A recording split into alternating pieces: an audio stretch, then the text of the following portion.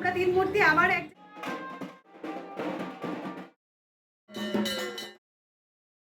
শুভ সকাল বন্ধুরা, এসডি লাইফে তোমাদের সবাইকে অনেক অনেক স্বাগত আর অনেক অনেক ভালোবাসা জানিয়ে শুরু করছি আজকে কালী পুজো স্পেশাল ব্লগ। কেমন আছো তোমরা সবাই? আশা করি ভালো আছো, আমিও ভালো আছি। তো বন্ধুরা, তোমরা দেখতেই পাচ্ছ, এখানে সব কিছু দেখে বুঝতেই পারছো পুজোর জোগাড় হচ্ছে। আর এর আগের ব্লগগুলোতে আমি তোমাদের জানিয়েছি যে আমাদের বাড়িতে কিন্তু কালী পুজো। তো বন্ধুরা, এই কালী পুজো কিন্তু এই মাসে হয় না, আমাদের বাৎসরিক পুজো কিন্তু হয় কার্তিক মাসে কালী পুজোর দিন। তো সেই পুজোটা এখন এই সময় অসময় হচ্ছেই বা কেন, আর 2 বছর পুজো বন্ধই বা কেন ছিল, সব গল্প নিয়েই তোমাদের সঙ্গে থাকবো। পুরো ভিডিওটা তোমরা দেখতে থেকো, আশা করি তোমাদের খুব ভালো লাগবে। তো বন্ধুরা দেখো, সকালে স্নান করে তারপর ঘরে পুজো দিয়ে চলে এসেছি ঠাকুর ঘরের কাজ করতে। এখানে তোমাদের দাদা ভাই দেখো কলা গাছ লাগাচ্ছে।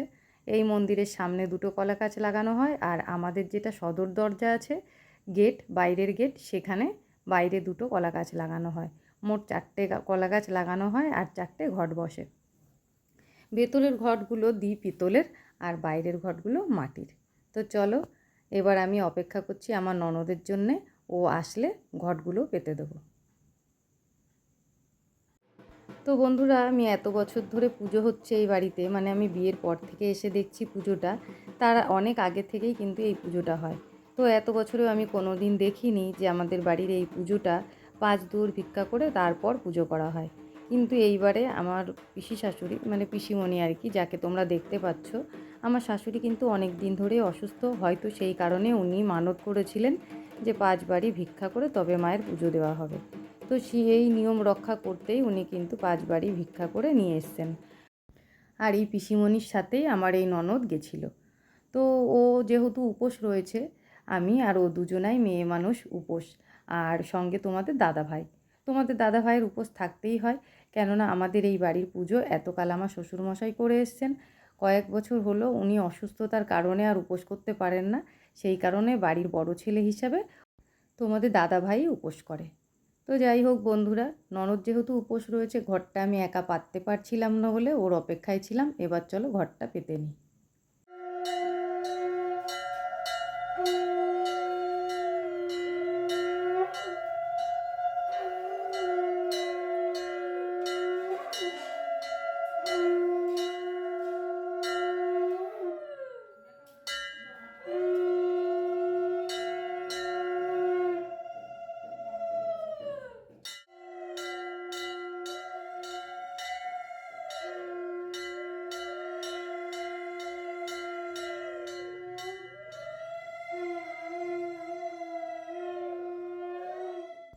তো বন্ধুরা, ঘর বসানো তো হয়ে গেল, এবার চলো তোমাদের বলি আমাদের এই পুজোটা অসময়ে কেন হচ্ছে।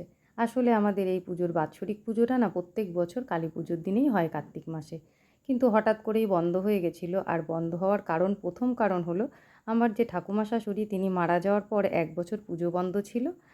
আর দ্বিতীয় বছরে পারিবারিক কোনো সমস্যার জন্য বন্ধ হয়ে গেছিলো আরও 1 বছর। তারপর অনেক কিছু হয়ে যাওয়ার পর তারপর আবার কিন্তু সেই পুজো আমাদের অসময়ে হচ্ছে, মানে মা আবার নতুন করে আসছেন। তো বন্ধুরা দেখো, চলে এলাম আবার বিকেলবেলা, আর সবাই কিন্তু রেডি হয়ে বসে আছে। আর এখন রেডি হয়ে বসে আছে তার কারণ এখন আমরা যাব ঠাকুর আনতে। আর একটু বেলা থাকতেই যাব, বিকেল বিকেল যাব, কেননা ঠাকুর নিয়ে ঢুকতে ঢুকতে কিন্তু প্রত্যেক বছর আমাদের সন্ধে লাগে। আমাদের এই বাড়িতে যারা আছে তারা সবাই এখন রেডি হচ্ছে, রেডি হতেই ব্যস্ত। আর যেহেতু আমার বাপের বাড়ির লোক একটু দূর থেকে এসেছে, তাই ওদের একটু আগে আগেই আসতে বলেছিলাম। তাই ওরা রেডি হয়ে একেবারে এসে এখন আমাদের অপেক্ষায় বসে আছে। আমাদের সবার হয়ে গেলে একসঙ্গে সবাই বেরিয়ে পড়ব। এই যে আমরা তিন মূর্তি আবার এক জায়গায় হয়ে গেছি। দিদি আই, এই যে মা রয়েছে এখানে। তো বন্ধুরা, বেরিয়ে পড়লাম সবাই মিলে ঠাকুর আনতে। আর যেখানে আমাদের ঠাকুর আনা হয় সেখানে যেতে কিন্তু আমাদের খুব একটা হাঁটতে হয় না, তবুও বয়স্ক যারা আছে তাদের জন্য একটা টোটো করা হয়েছে।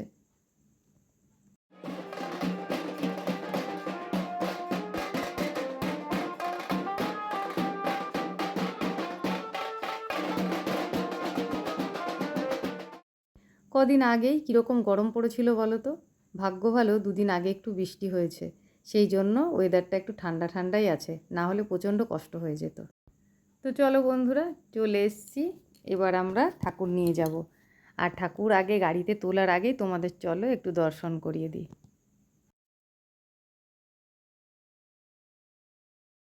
তোমরা দেখতেই পাচ্ছ মাকে কিন্তু একটা লাল রঙের শাড়ি পরানো হয়েছে, আর হাতে যে শাঁখাপলাগুলো পরানো হয়েছে এগুলো কিন্তু আগে থেকেই দেওয়া হয়। তারপর বাকি সাজগুলো আবার বাড়িতে নিয়ে গিয়ে তারপর সাজানো হয়।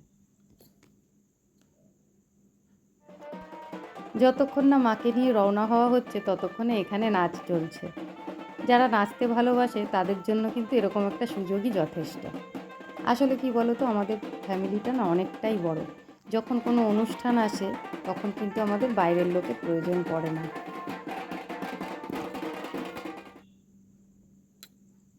ওদিকে নাচ তো চলছেই, এদিকে ঠাকুরকে কিন্তু ওঠানো হয়ে গেছে।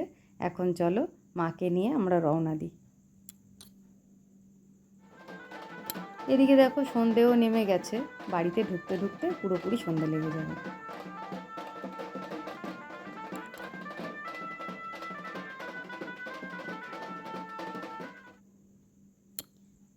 তো বন্ধুরা দেখো মাকে নিয়ে আমরা বাড়িতে ঢুকছি, আর দেখতেই পাচ্ছ সামনে আমার ননদের হাতে একটা গঙ্গা জলের ঘটি। এই ঘটিটা কিন্তু যাওয়ার সময় আমরা নিয়ে যাই যখন ঠাকুর আনতে যাই, আবার আসার সময় এইভাবেই গঙ্গা জল ছিটাতে ছিটাতে ঠাকুরকে নিয়ে আমরা বাড়িতে ঢুকি। আমাদের ঠাকুমা শাশুড়ি যখন বেঁচে ছিলেন ওনার কাছ থেকে এইসব নিয়মগুলো সব আমাদের শেখা। তোমাদের আগেই বলেছিলাম আমাদের এই পুজোটা কিন্তু অনেক বছরের পুরনো। আমার তো বিয়ে হয়েছে অনেকগুলো বছর হয়েই গেল, যতগুলো বছর হয়েছে বিয়ে হয়েছে আমিও এখানে উপোস করে পুজো দিই। তো তারও অনেক আগে থেকে এই মায়ের পুজো এখানে হয়ে আসছে। কিন্তু আগে কিন্তু মায়ের মূর্তি সারা বছর থাকতো না, এখানে কোনো মন্দিরও ছিল না, এমনি ঘট বসিয়ে পুজো হতো, আর তারপর কিন্তু মায়ের মূর্তি পুজো শুরু হয়। তো দেখো বন্ধুরা, মাকে তো ওখান থেকে সাজ পোশাক যথেষ্ট করানো হয়েছে, তারপর বাড়িতে এসে আমাদের বাড়ির যে গয়নাগুলো সেগুলো তোমাদের দাদাভাই পরিয়ে দিচ্ছে। আর প্রতি বছর এই কাজটা ওই করে। মায়ের সাজ পোশাক হলো, সব কিছুই হলো, এদিকে আমাদের পুজোর জোগাড় যন্ত্র চলছে। আর এখানে দেখো আমার ননদ আমাকে প্রদীপগুলো দিয়ে দিল। এখন যেহেতু ঠাকুরমশাই এখনও আসেনি, পুজো শুরু হয়নি, সেই জন্য এখন আর প্রদীপটা জ্বালাবে না, বললো রেখে দিতে, পরে জ্বালানো হবে। আর তারপর দেখো এখানে দাঁড়িয়ে আছে আমার দিদির মেয়ে, আর এখানে সবাই আত্মীয় স্বজন রয়েছে, আর বাইরের লোক যারা নিমন্ত্রিত তারাও একে একে আসতে শুরু করেছে। এই পুজোর দিনে আমি এতটাই ব্যস্ত থাকি, যারা আত্মীয় স্বজন বা আমার বাপের বাড়ির লোকজন আসে তাদের কিন্তু আমি একেবারে সময় দিতে পারি না। ওরা নিজেদের মতন আসে, নিজেদের মতন সময় কাটায়, আনন্দ ফুর্তি করে, তারপর আবার চলেও যায়। তোমরা মন্দিরের সামনে দেখতে পাচ্ছ ওখানে ফটো তোলাতুলি করছে, ওখানে আমার দিদি, বোন আর একজন আছে আমার বান্ধবী, ওরা কিন্তু নিজেদের মতোই সময় কাটাচ্ছে। এদিকে আমাদের তো পুজো শুরু হয় রাত 12টার পর, আর তারপর পুজো শেষ হতে হতে ভোর 5টা বেজে যায়, নয়তো 5:30, 6টা এরকম বেজেই যায়। সেই জন্য যাদের নেমন্তন্ন করা হয় তাদের একটা খাবারের আয়োজন করা হয়, বলতে পারো প্রসাদের আয়োজন করা হয়, আর সেটার জন্য ছাদে প্যান্ডেল হয়েছে, সেটাও তোমাদের সঙ্গে আগের ভিডিওতে শেয়ার করেছি। তো সেখানেই সব কিছুর আয়োজন করা হয়েছে। আর দেখো কাজের ফাঁকে ফাঁকে আমি কিন্তু একবার করে ঘরে চলে আসছি বাড়ির লোকদের সঙ্গে কথা বলতে। তো বন্ধুরা দেখো এবার ঠাকুরমশাই চলে এসছে, আর এদিকে পুজোর আয়োজন চলছে। আর কত মালা দেখো, মায়ের গলায় কত মালা পরানো হয়েছে। ভিডিও করতে করতে দেখো এখানে চোখে পড়ে গেল আমার ননদ আর নন্দাই। তো এই সুযোগটা কেন হাতছাড়া করি বলো, দুজনকেই ক্যামেরা বন্দি করে নিলাম। আসলে আমার প্রিয় কিছু মানুষদের মধ্যে এই দুটো মানুষও আছে, যাদের আমি মন থেকে খুব শ্রদ্ধা করি আর সম্মান করি। আজকে আমি এতটাই ব্যস্ত, দেখো এদিকে ভিডিও করছি ঠিকই, কাজের ফাঁকে ফাঁকে করতে পারছি, কিন্তু ওপরে যে আয়োজনটা করা হয়েছে ইচ্ছা ছিল সেগুলোও তোমাদের সঙ্গে শেয়ার করব, কিন্তু একেবারে সময় পেলাম না ওপরে যাওয়ার। আর তোমাদের তো বলছি আমি ব্যস্ত, কিসে ব্যস্ত চলো এবার তোমাদের দেখাবো কিসে ব্যস্ত আর আমি কি করছি।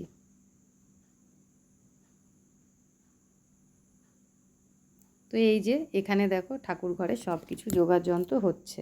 ওদিকে আমার ননদ আছে ঠাকুর ঘরে বসে আছে, যা যা প্রয়োজন সেগুলো ও আমাকে বলছে, আর আমি এখান থেকে রেডি করে করে ওর কাছে পৌঁছে দিচ্ছি।